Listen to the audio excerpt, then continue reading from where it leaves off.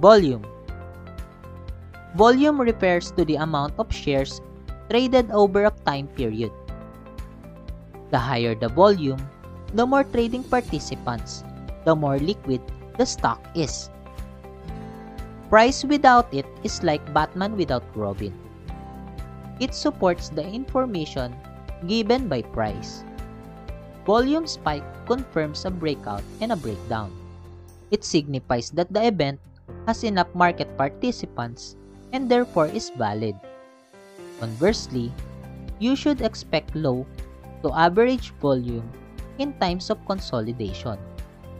Moreover, volume, unlike the other indicators and oscillators, is the only thing in your chart that is not derivative of price. Hindi yan makakalculate based on price.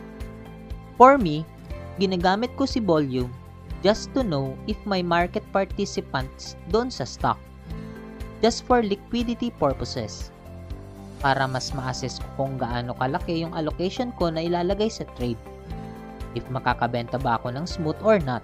Ino-observe ko din si volume if yung stock is a hardly beaten stock or had already reached its peak, since it may signal for possible transition. When stock trying to reverse sa bottom, mapapansin nyo na yung volume is getting piled up. Tumataas. Mas lalong nagkakaroon ng participants.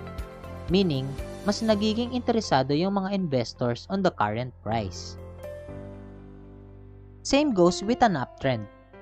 Mapapansin nyo na yung volume is getting piled up. Tumataas, mas lalong nagkakaroon ng market participants. Ginagamit ko din si volume when filtering stocks.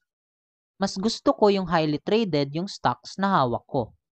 The higher traded value, the more it is active, liquid, and noticeable. Pero yun, hanggang doon ko lang ginagamit si volume, merely for liquidity purposes and stock filtering.